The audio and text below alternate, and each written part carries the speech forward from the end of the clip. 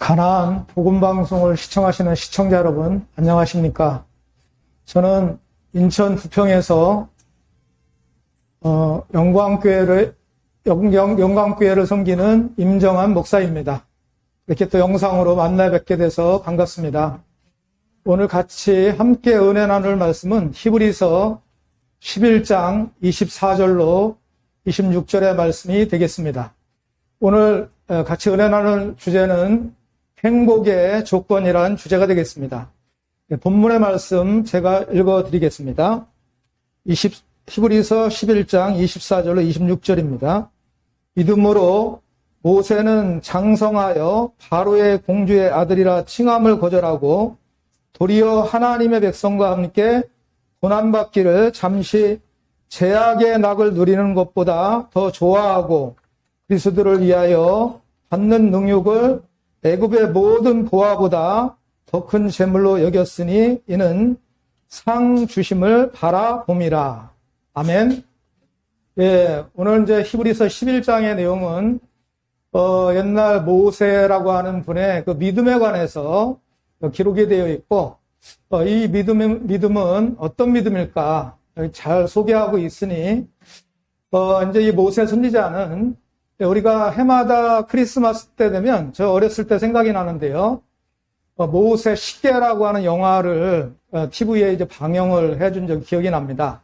그래서 많은 믿지 않는 그런 우리나라 사람들도 아마 영화를 많이 보셔서 아실 겁니다. 애굽의 왕자라든가 이런 주제로 많이 이제 모세 십계 영화가 다뤄져 있었는데요.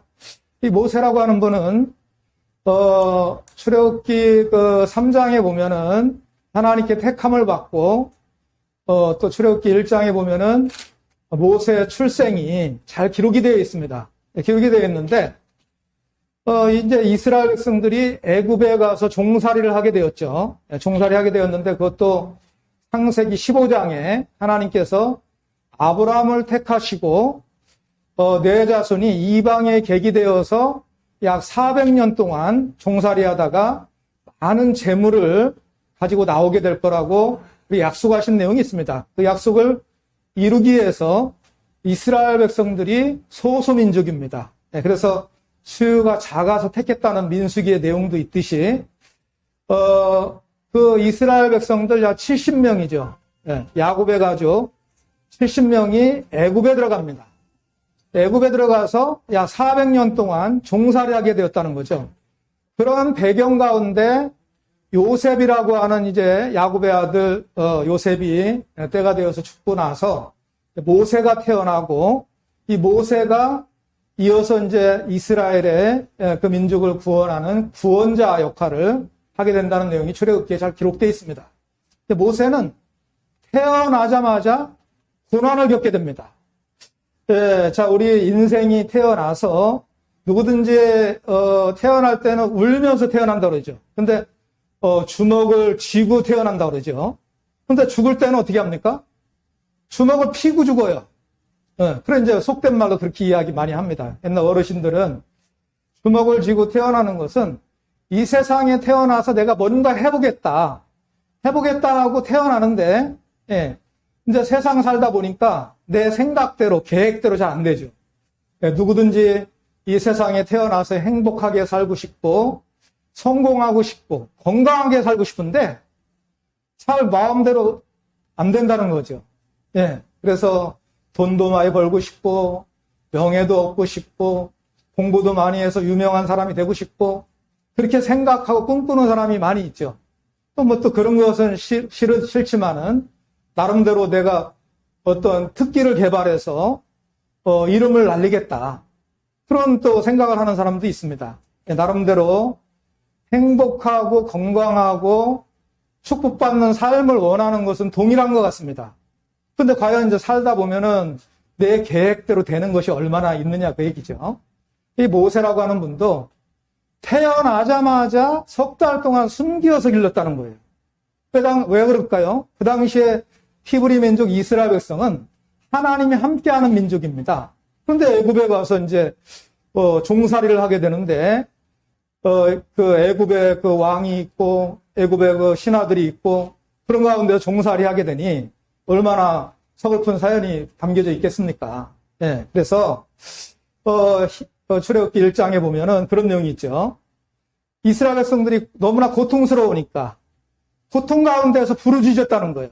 그 부르짖는 기도를 하나님이 들으시고 모세를 택해서 네가 가서 애굽에서 종살이하는 이스라엘 백성들 출애굽시키라, 구원시키라고 이렇게 보내게 되었다는 거죠. 그런데 이 모세라고 하는 이 선지자의 믿음에 관해서 히브리서 11장 본문에 잘 설명하고 있습니다. 모세는 애굽의 왕궁에서 자랐다는 거죠. 예, 아마도 신앙생활 좀 하시고 출애굽기를 읽어보신 분들은 잘 아시겠지만은 석 달 동안 숨겨서 길렀다가 어느 날 갈대 상자에 넣어서 물에 띄웠어요. 띄웠는데 바로 왕의 공주가 그 애굽의 강가에 목욕하러 나왔다가 이 아이를 발견하게 된 거죠. 그래서 이제 바로 왕의 공주니까 애굽의 왕궁으로 데려가서 왕자처럼 기른 거예요. 그러니 그 배경이 히브리 민족이지만은 애굽의 왕자처럼 대접받고 자란 겁니다. 그러나 이제 누구의 젖을 먹었느냐? 유대인으로서 실제로 어머니의 젖을 먹고 자랐다는 거죠. 그런 가운데 약 40살이 되었죠. 40살이 되었는데 애굽의 백성과 히브리 백성이 서로 다투는 것을 봤어요. 다투는 것을 봤는데 모세가 히브리 민족이라는 그 피해를 못 속이는 거죠. 그러다 보니까 애굽의 사람을 죽인 거예요. 죽이고 나서 겁이 나니까 모래를 파묻었나요? 아무튼 그렇습니다. 파묻고 나서 바로 왕에게 걸리면 죽을 것 같다. 그래서 도망을 갔죠. 광야로 도망가서 몇 년을 지냈는가?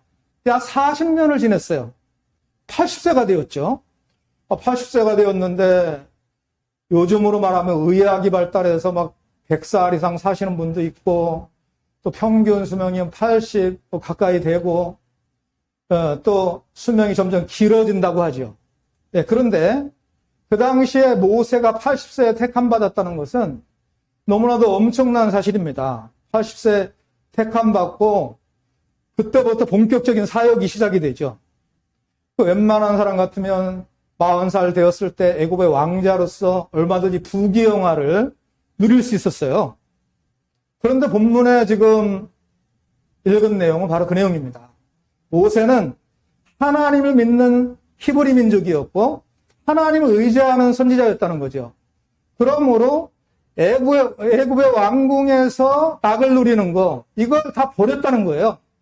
버렸는데 왜 버렸는가? 히브리서 11장 본문의 내용을 잘 분석을 하고 깨닫고 믿어주시기 바랍니다. 모세는 장차 그리스도와 함께 영광에 들어갈 그것을 고대하면서 모든 제 가운데서 낙을 누리는 거, 제 가운데서 낙을 누리는 걸 버렸다는 거예요. 버리고 고난받는 길을 택했다는 겁니다. 그렇다면은 80세에 택함 받고 택함 받자마자 가서 애굽에 가서 그 종살이하는 백성들에게 40년 동안 떨어져 있었는데 오늘 갑자기 가서 내 말을 듣고 나오라 그러면 나오겠냐 그거죠. 엄두가 안 나겠죠. 그래서 뭐라고 합니까? 입이 뻣뻣해서 말 못하겠다는 거예요. 그러니까 입을 지은 사람이 누구냐? 귀를 만든 사람이 누구냐? 만물을 창조하신 분이 누구냐? 바로 하나님이라고 하는 분이라는 거죠. 만물의 주인, 창조의 주인, 그 하나님이 너를 택했다. 가서 입을 벌리라 그러면 함께 하겠다. 그리고 말 잘하는 아론을 붙여주겠다. 내용은 아론이 있지 않느냐? 아론까지도 붙여줍니다. 그러면서 지팡이를 쥐어주고 지팡이 가지고 이적도 일으키고 홍해를 가르고 출애굽에서 나오게 되죠. 광야 40년 동안 또 고난이 이어집니다. 그 고난받는 그 과정이 애굽의 왕궁에서 왕자로서 제 가운데 낙을 누리는 것보다 더 고난받는 게 더 유익하다고 생각했기 때문에 믿음으로 출애굽을 했다는 거죠. 그러면 이 방송을 듣고 계시는 여러분, 이 믿음이라고 하는 것은 정말 내 생각을 내려놓고 또 제 가운데 낙을 누리는 그 생각, 그 마음을 내려놓고 예수님 영접하고 보이지 않는 하나님을 믿는 것이 진짜 믿음이라는 거죠. 그러면 보이지 않는 하나님 믿는다는 것은 이 말씀을 통해서 하나님도 만나게 되고 모세라고 하는 선지자의 믿음도 알게 되고 이분은 이렇게 신앙했구나 하고 지나간 역사를 거울 삼아서 내 신앙을 현실적으로 어떻게 적용할까를 우리가 이것을 지혜로 얻고 믿음으로 받아들이고 깨달아서 그대로 행할 수 있는 신앙이 되어야 될 줄 믿습니다. 네, 그러면 현재 이 시대에도 제 가운데서 낙을 누리려고 하면은 얼마든지 우리는 예수님 버리고 하나님 버리고 세상으로 가서 돈 많이 벌어서 살 수도 있죠. 또 돈 많이 벌어서 성공했다. 또 유명한 사람이 되었다. 명예를 얻었다. 권세를 얻었다 할지라도 하나님을 떠나서 예수님을 떠나서 내가 행복하다. 70년, 80년, 100년 살다가 가는 인생이라 할 것 같으면 그 인생이 진정한 행복일까? 진정한 행복의 조건이 될까? 진정한 행복의 조건은 모세처럼 제 가운데서 낙을 누리는 모든 걸 버리고 하나님을 믿고 예수님, 우리 주님을 영접하고 올바로 쫓아가는 길인 줄 믿습니다. 우리 인생이 답을 못 얻었습니다. 어떻게 사는 것이 진정한 성공인가? 예수님이 답을 해주셨습니다. 나는 길이요, 진리요, 생명이니 나로 말미암 자고 아버지께로 올 자가 없다. 말씀이 길입니다. 말씀의 길을 쫓아서 우리가 순종하면은 주님을 진정 만나서 내 영혼이 기뻐함으로 해서 내 영혼이 잘된 같이 범사에 잘 될 수 있다는 거죠. 그러므로 내 영혼이 잘 될 수 있는 말씀의 길을 찾기를 주님의 이름으로 축원을 드립니다. 예, 끝까지 들어주셔서 감사합니다. 다음에 또 뵙겠습니다.